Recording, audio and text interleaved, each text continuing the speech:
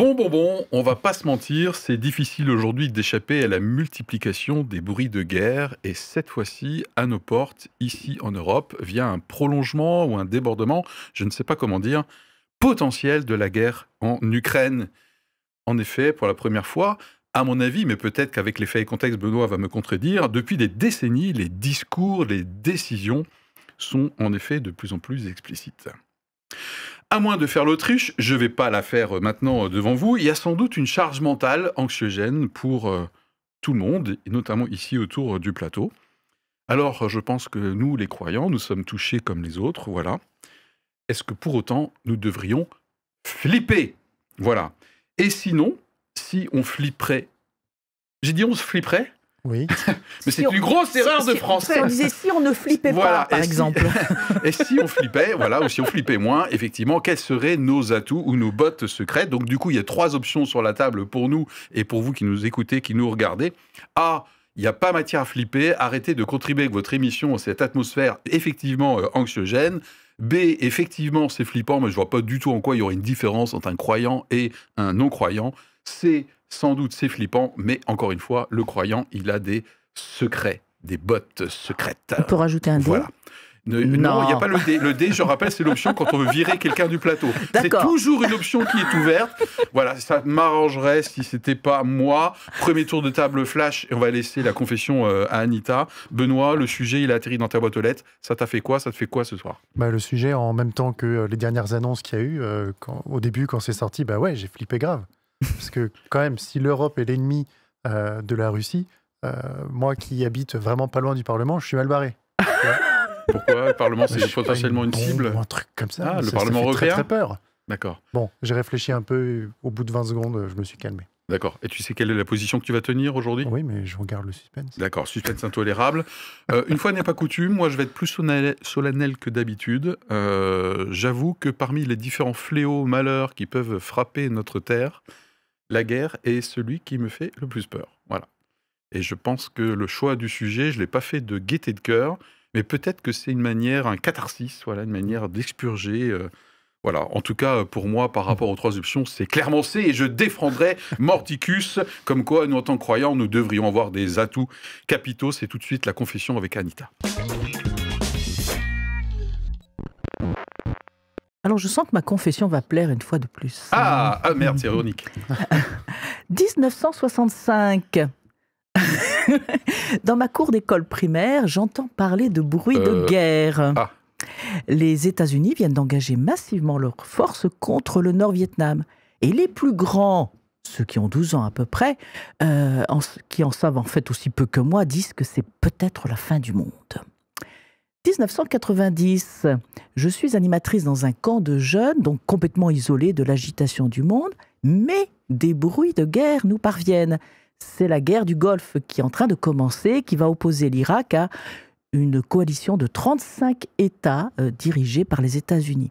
Une vague inquiétude nous parcourt car nous ne savons pas exactement ce qu'il en est. Et puis une réflexion s'engage. N'avons-nous pas été chanceux jusqu'à présent? À l'opposé de nos parents et grands-parents, notre génération n'a pas encore connu la guerre, du moins sur le territoire français. Février 2022. Des bruits de guerre nous parviennent. Les troupes russes commencent à envahir le territoire ukrainien. Nous nous inquiétons, nous compatissons, nous accueillons les Ukrainiens. La guerre est sur le territoire européen, oui, mais il y a encore 2000 kilomètres au moins qui nous séparent. Début 2024, les bruits de guerre se rapprochent. Un débordement serait-il possible de la guerre d'Ukraine vers chez nous? Alors comme beaucoup, je suis partagée. D'un côté, je pense que nous sommes un peu dans l'esbrouf. Un peu, vous savez, quand le combat de Goliath contre David, c'est-à-dire faire peur par la menace. De l'autre, j'ai des vieux flashs d'histoire qui me reviennent et je me souviens du déclenchement de la Première Guerre mondiale, l'assassinat d'un archiduc et le jeu des alliances qui engagent des dizaines de nations dans la guerre. Alors, je veux croire à la paix. Alors non pas à la paix pour la paix, parce que je ne pense pas que l'être humain soit très doué pour cela. Mais je me dis, je peux peut-être compter sur l'équilibre des forces pour toutes sortes d'intérêts économiques, géopolitiques, géostratégiques. Mais peut-on compter sur les êtres humains? Alors, c'est là où j'en viens en fait à ma confession. Je le confesse, je me tourne vers la Bible. Et Jésus dit, vous savez, un jour, il y aura des guerres et des bruits de guerre. Et puis il rajoute certaines choses après, peut-être qu'on aura l'occasion d'en discuter. Alors, moi, je le confesse, c'est en Dieu maintenant que je décide de placer ma confiance, parce que, sincèrement, moi, je ne sais pas où on va. Anita. Alors, on vous a préparé 3 questions. Attention, c'est de la plus facile à la plus difficile. La première question, c'est question facile pour 1 000 €. Ah non, ça, c'est autre chose. D'abord, quel éventail de réactions on peut trouver chez nous, dans notre audience, globalement sur le continent européen, face à ces bruits de guerre? On pourrait faire des Et on faits pourrait et faire les contextes. faits et contextes d'abord. Voilà. C'est incroyable aujourd'hui. Alors, écoute, moi j'ai fait une sélection Personnelle. Exactement. En fait, dans cette ambiance d'anxiété, je vais lister différents faits et contextes de l'actualité récente qui peuvent nous pousser à monter le niveau de stress de cette charge mentale Oui, s'il te plaît. anxiogène. Je t'en prie. Monte Je te notre sens niveau. serein. Du coup, je vais t'augmenter ton trouillomètre. Donc déjà, comme l'a dit Anita, en février 2022, quand Vladimir Poutine a annoncé qu'il allait envahir l'Ukraine, mais qu'il fallait le laisser faire parce qu'il avait des armes nucléaires supersoniques qu'il utiliserait en représailles. Alors, il ne l'a pas dit comme ça, mais c'était un peu ça l'idée. Il a remis le couvert le 29 février 2024. Le président russe, lors de son discours annuel à la nation, a annoncé que la Russie possède des armes capables d'atteindre les territoires des pays occidentaux et que tout ce qu'ils inventent, les pays occidentaux, est une menace réelle de conflit avec l'utilisation de l'arme nucléaire. Ensuite, on a Emmanuel Macron, qui dit que rien ne doit être exclu pour que la Russie ne gagne pas cette guerre, et il laisse ouverte une possibilité d'envoi de troupes occidentales en Ukraine. Ensuite, en Allemagne, il y a des fuites. En effet, il y a un document officiel de l'armée allemande qui montre un scénario d'un conflit direct entre la Russie et l'OTAN qui pourrait avoir lieu dès 2025. Donc je vous laisse regarder les ressources en dessous. On y trouve le déroulé du scénario et ouais, j'avoue, ça fait peur. Si on va un petit peu plus au nord, il y a 2 pays qui ont été neutres dans les guerres des 2 derniers siècles, la Finlande et la Suède, qui sont en train de rejoindre l'OTAN. Le gouvernement suédois a même annoncé qu'il fallait se préparer à une guerre contre la Russie. Le ministre de la Défense de la Suède a annoncé, je cite, « Chacun, individuellement, de se préparer mentalement. » Les désirs de la chair. Ah non, Non, c'était pas une autre. celui-là. Plus nous serons nombreux à y avoir réfléchi et à nous être préparés, plus notre société sera forte. Puis si on considère les différents conflits dans lesquels les Américains ont des intérêts, l'Ukraine, Israël, Taïwan, ils ne pourront pas être sur tous les fronts pour l'éternité. À cela, on peut ajouter le risque lié à une sortie de l'OTAN des États-Unis dans l'éventualité où Trump gagne les élections de la fin d'année, la conséquence étant que les Américains ne seront plus là pour protéger l'Europe. Et alors, il en est où ton trouillomètre? C'est dégueulasse. Chers amis, vous vous rendez compte à quoi sert notre émission? J'ai eu l'honnêteté de dire que c'est vraiment flippant comme sujet pour moi. Alors, quel éventail de réactions on peut retrouver parmi notre audience, parmi le plateau? Qu'est-ce que vous avez noté? Ensuite, on verra. Deuxième question, j'avais dit la plus facile et la plus difficile. Comment devrait se positionner le chrétien par rapport à cet éventail? Ok, voilà, ok, quel que soit le trouillomètre. Et enfin, après un jingle salutaire, nous verrons quels sont les arguments effectivement bibliques, comme quoi le chrétien est censé avoir des atouts, des armes, sans jeu de mots, particulières. Ah, c'est parti, vous avez noté quoi comme éventail de réactions? Qu'est-ce qu'il peut y avoir? Déjà le déni. Le déni, c'est-à-dire circuler, il n'y a rien à voir, oui, mais arrêter. Mais c'est ce que font même d'ailleurs, par exemple, que ce soit la Russie ou la France. La Russie qui déclare non, vous vous méprenez sur nos intentions, et la France qui dit non. Bon, voilà, le déni.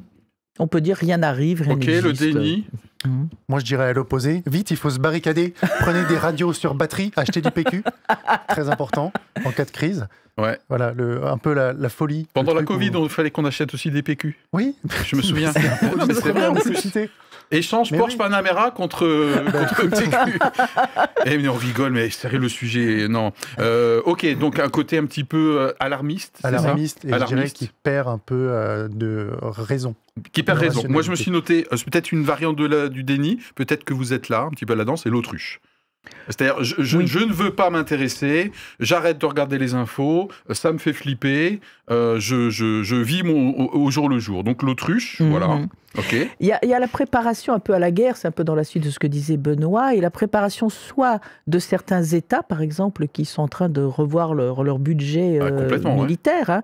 On a quand même la Pologne, on a la Suède, la France qui annonce aussi une augmentation, où il y a la préparation même des populations, hein, ce que tu as évoqué au niveau du côté de la Suède, où ils sont en train de se mettre un peu en mobilisation, ne serait-ce bataille, toujours voilà, sans jeu de mots. Voilà, des civils, pour, ne serait-ce que pour les questions de sécurité, Ouais. de soins. Enfin voilà, il y a quelque chose qui est en train de se passer à cet Je me endroit-là. suis noté aussi, il peut y avoir une partie de notre audience qui peut être fataliste, mais fataliste avec deux options, fataliste lâcher prise, fataliste anxieux. Donc fataliste lâcher prise, c'est c'est un petit peu ce que je disais, je vis au jour le jour, voilà, ce qui devra arriver, arrivera. Voilà. Et le fataliste anxieux qui rumine et peut-être même qui se nourrit dans peut-être une espèce de désir un peu morbide. Et je m'étais noté également dans cet éventail les prophètes de malheur. Mais j'arrive pas à faire le même ton que toi. Hein. Mais c'est une expérience. Je reconnais. Non, mais franchement, pas de comparaison. Mais le prophète de malheur et qui entretient pour lui ou pour son entourage. De toute façon, on va à la cata. Le côté un peu collapsologue. Voilà. Bah, dans les collapsologues, Oui. une vision Benoît. peut-être un peu complotiste. Ouais. En fait, tout ça, c'est fait pour pouvoir relancer l'économie de la France et de l'Europe, parce qu'on sait très bien qu'il nous manque quelques petits points du PIB. Et quoi de mieux que de réarmer un pays pour relancer des points de PIB. Faire des réserves de nourriture, ça permet aussi de réduire un petit peu les livrets d'épargne qui sont chargés récemment, et en fait, ils veulent nous faire vider nos livrets d'épargne. Et puis ensuite, c'est aussi pour mettre de la peur dans la population, pour asservir les masses. Il a le ton et maintenant il a le geste. Hein, il fait de plus en plus peur. Je ne sais pas si c'est la guerre qui fait flipper, mais Benoît réagissait. Il commence vraiment à faire flipper. Hein. Voilà. Et puis il y a ceux qui vont avec, je dirais, des arguments un peu stratégiques, rationalistes, qui vont compter le nombre de chars qui est produit d'un côté, les effectifs qui peuvent être recrutés du côté de la Russie ou du côté de l'Ukraine, le positionnement des États-Unis. Enfin voilà. Qui se disent, bon, essayons, un peu comme une équation, un multiple inconnu, tu vois, voilà. Ok, d'accord, très bien. Bon, je crois qu'on a fait un inventaire des différentes réactions dans lesquelles vous pouvez vous positionner, vous qui nous regardez, qui nous écoutez. Deuxième question, avant qu'on ne va pas développer, comment parmi cet éventail devrait se positionner un chrétien, d'après vous? Et je rappelle que notre objectif, c'est que vous puissiez vous faire votre propre opinion, et donc vous puissiez répondre vous-même à cette question. Un chrétien, est-ce qu'on est censé le retrouver pas du tout ici, carrément là, parmi les réactions, un peu des deux, des trois, des quatre? Benoît? Déjà, j'expliciterai comment devrait se positionner le chrétien sur le fait que, alors, c'est pas parce qu'on est chrétien qu'on va réussir à tenir une position, mais c'est parce qu'on a une relation à Dieu et qu'il permet de changer notre vision des choses et de la vie qu'on arrive à avoir une position différente. C'était juste pour... ok, donc par rapport à notre rank, est-ce qu'on doit flipper? Est-ce que le chrétien flippe comme tout le monde? Tu dis qu'en fait, le chrétien dans sa relation a des atouts. Il a des atouts du fait de sa relation avec Dieu. Exactement. D'accord, on va le développer tout à l'heure. Anita? Le chrétien peut être sur l'une ou l'autre position telle qu'on les a évoquées. Donc on peut trouver des chrétiens fatalistes, autruches, prophètes de malheur, complotistes, rationalistes. C'est ça, on peut trouver sur toute cette palette. D'accord. Après, moi ce que je trouve d'autres choses dans la Bible, puisque Jésus a parlé... Yes. Voilà. Jésus lui-même... Quand même, Matthieu 24... Voilà, ça s'anime, enfin. Non, mais parce que là... Bon, Matthieu 24, mais qu'on retrouve aussi dans Luc et dans Marc, où Jésus lui-même... Ah non, je voulais le citer après, moi. Alors, je retire le Marc et Luc. Je dis juste ce que Jésus a dit. Je vous dis pas où c'est. Jésus a dit, vous entendrez parler de guerre et de bruit de guerre. Et un peu plus loin, il ajoute, ne vous alarmez pas. Ne vous alarmez pas. Donc, tu es en train de me dire que normalement, un chrétien est censé avoir des atouts pour ne pas s'alarmer, donc d'un peu moins flipper. Je pense que oui, intérieurement, dans sa relation, ce que disait Benoît, à Jésus, et en tenant compte de ce que Jésus lui-même disant, ne vous alarmez pas. Donc ça veut dire quelque part, il dit, ça va venir, et il sait très bien ce qu'une guerre peut occasionner. Hein. Il n'est pas du tout à genre remettre de ça de côté, mais il dit, ne vous alarmez pas. Ok. Voilà. Alors moi, je me suis noté que, pour moi, le chrétien ne peut pas être surpris par ces bruits de guerre aujourd'hui, si c'est vraiment un lecteur assidu de la Bible, d'une part. Donc il n'est pas naïf, il est informé. Voilà. En même temps, je pense qu'un chrétien, sous prétexte d'être informé, ne devrait pas entretenir abusivement. Il faut savoir de quoi on se nourrit. Donc entre l'autruche et se hyper informer et à un moment donné se nourrir de cette atmosphère anxiogène, je pense que ça, c'est pas le plan de Dieu pour nous. Et je me suis noté également que le chrétien est invité à contribuer à la paix individuellement, faiseur de paix, ne serait-ce qu'à notre petite échelle dans notre vie de tous les jours. Bien sûr, ça résolvera pas. Ça résoudra pas. Non mais sérieux là. Aujourd'hui, c'est comme ça. Casse D pour Philippe, qui travaille un petit peu son français là, voilà. Mais quand même, la Bible nous amène à un moment donné à... Et toi, ta responsabilité individuelle, là où tu es, ce que tu es faiseur de paix, quoi. Oui, il y a ça, et je pense qu'il y a d'autres choses aussi. C'est qu'un peu plus loin, alors je ne sais pas si j'ai le droit de le citer maintenant. Ben non, parce que là, il y a bientôt un jingle, Anita. Ah bon, mais... Je pense que c'est pour la suite. Moi, j'ai plein de trucs pour la suite aussi. Plein de trucs pour la suite. Mais pour moi, c'est comment devrait se positionner Régie, le chrétien, s'il vous plaît. Jingle.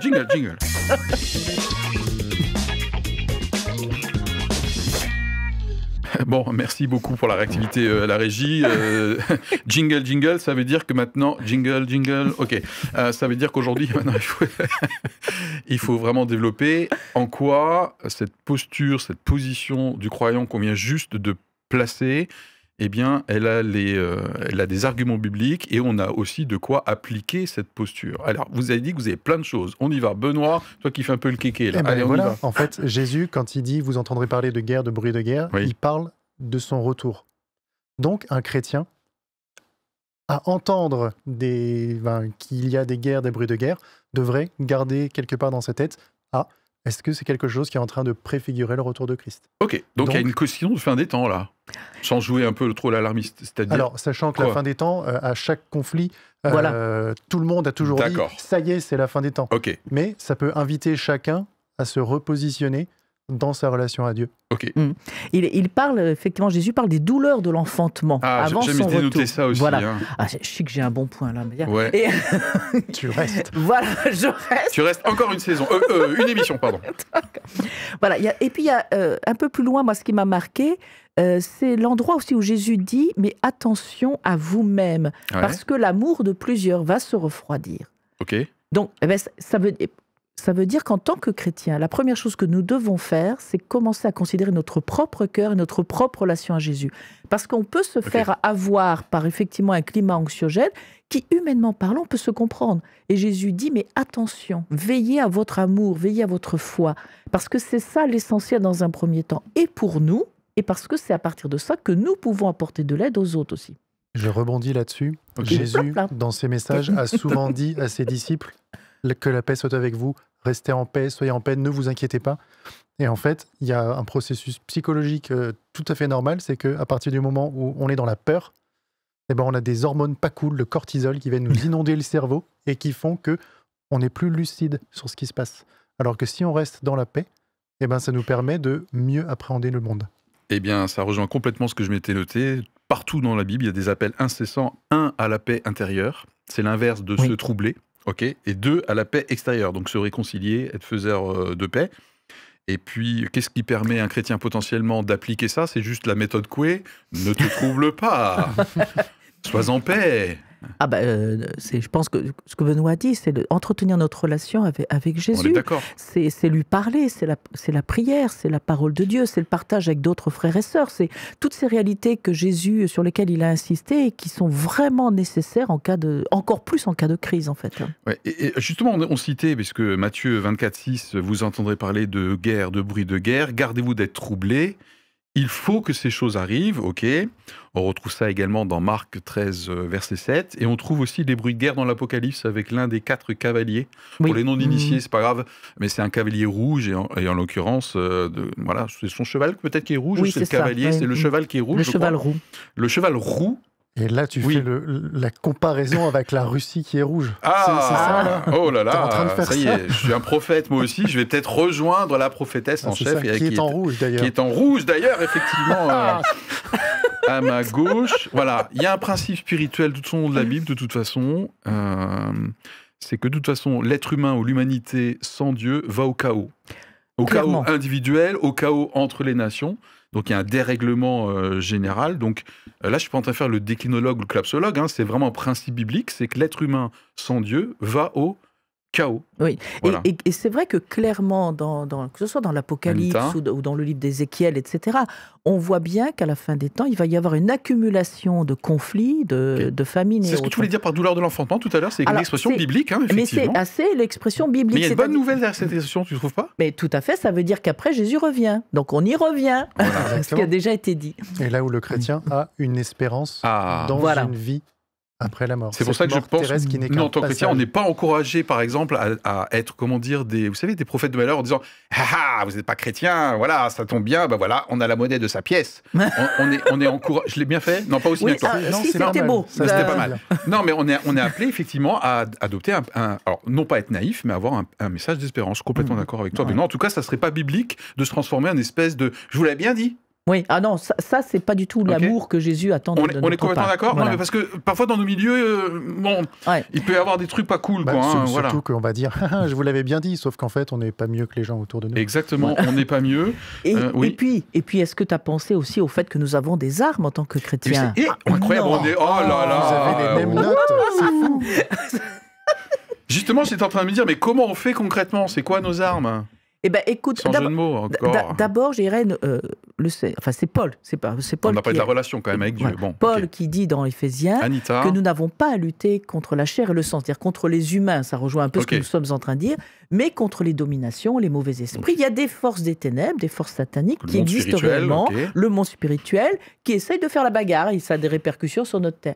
Et en fait, ben, c'est Anita, bien la toujours, prière encore. notamment, c'est la lecture de la parole qui vient nous donner aussi à la fois inspiration, révélation, encouragement, exhortation, enfin, tout ce qu'on veut.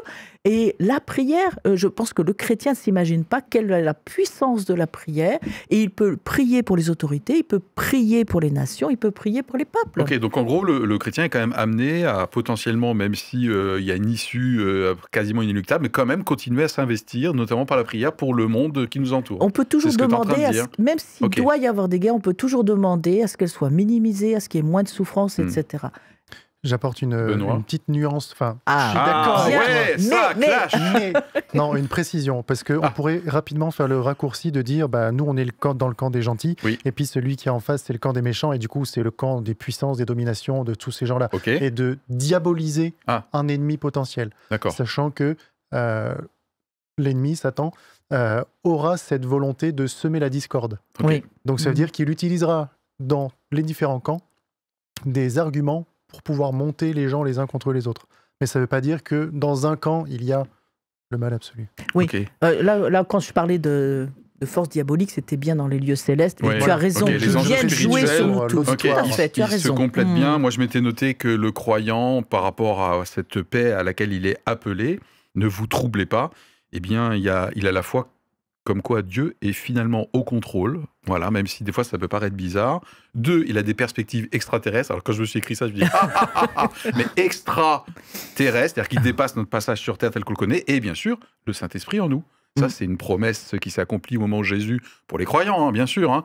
Il a quitté son enveloppe charnelle. Il a dit, c'est avantageux pour vous que je parte parce que je vais être, entre guillemets, remplacé à l'intérieur de vous par le Saint-Esprit. Le Saint-Esprit, bien sûr, c'est lui qui contribue à cette paix surnaturelle. Donc, on n'est pas mieux que les autres Ce qui à ce veut, niveau-là. justement, on n'est pas mieux Benoît. que les autres, et ça signifie Enfin. pas non plus que le jour où on aura des missiles qui tomberont partout autour de nous, on sera là.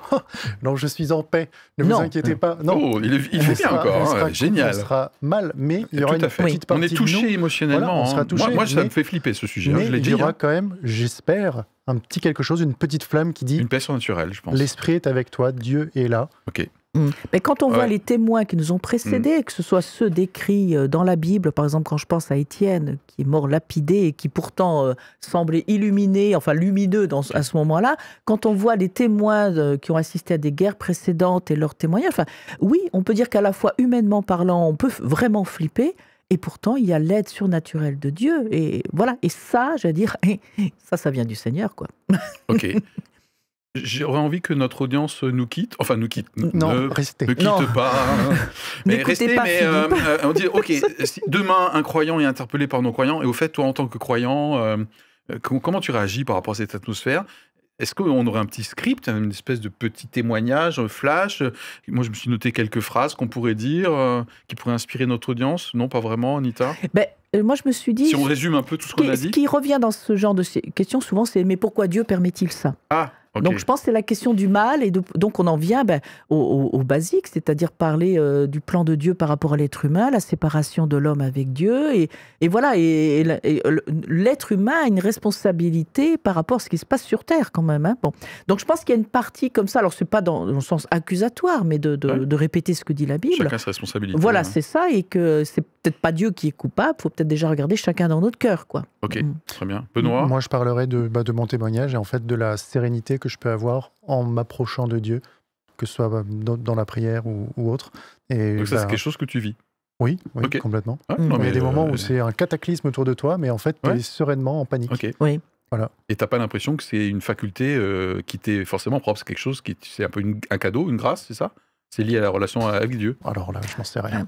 On pourrait comparer avec d'autres chrétiens, Non. je ne sais pas. J'ai pas... Non, La mais fameuse paix surnaturelle qui Oui, est donnée pour moi, par Dieu, pour moi, quoi. c'est exactement ça. Ok, On d'accord. peut à la fois être dans la Très bien. tristesse ou dans la crainte, et pourtant être en paix, c'est vrai. Ah, Ouais, oh, ouais. ouais, ça c'est peut-être la punchline de Mm. l'émission. Hein. Il y a une réalité émotionnelle qui nous concerne tous et toutes, ok. Et à un moment donné, on peut expérimenter une paix surnaturelle à laquelle Jésus nous appelle. Et en général, il ne nous demande pas d'être en paix s'il ne nous donne pas les moyens de l'être à côté. Tout à fait. Voilà. ouais. Mm. Alors du coup, pour terminer, A, B ou C, Alors répète. par rapport aux options. Oh non, mais je vais les répéter pour tout le monde. A, malgré la brillante rubrique que fait et contexte. Bon, tout ça, c'est un peu de l'esbrouf, ça va redescendre, arrêtez d'affoler les gens avec vos émissions, là. B, oui, c'est flippant, mais je vois pas du tout en quoi il pourrait y avoir une différence entre un croyant et un non-croyant. Et C, c'est flippant, mais le croyant devrait ou a des réflexes ou des postures ou des ressources que d'autres n'ont pas. A, B ou C, votre audience, du coup, ici, peut se manifester. Et nous, alors, du coup, moi, j'ai dit C, hein, clairement, hein, depuis le début. Hein. Voilà. Moi, je ferai un conglomérat des trois. Mais non, mais c'est quoi Dans cette certaines réponse? nuances. Un conglomérat des trois, mais... Oh, mais ils vont jamais s'en sortir, là. Mais non, mais par contre, vous, il faut mettre la bonne valeur. Un conglomérat des trois. Bon, Alors Anita, puisque je peux pas choisir le D, je vais choisir le C. le C... Oui, non, parce que le D, c'est... Ok, Ça d'accord. serait bien. peut-être pas, mais en tout cas, je suis confiante en Dieu. Oui, je suis d'accord avec toi. Bon, allez, voilà. Alors, on va se quitter là-dessus. Vous avez noté que l'heure, peut-être, est potentiellement grave. Et en revanche, ici, nous restons alertes et au plaisir de vous accompagner pour une prochaine thématique. Et Allez, n'oubliez bye. pas, likez et abonnez-vous. Allez, Ciao. à plus.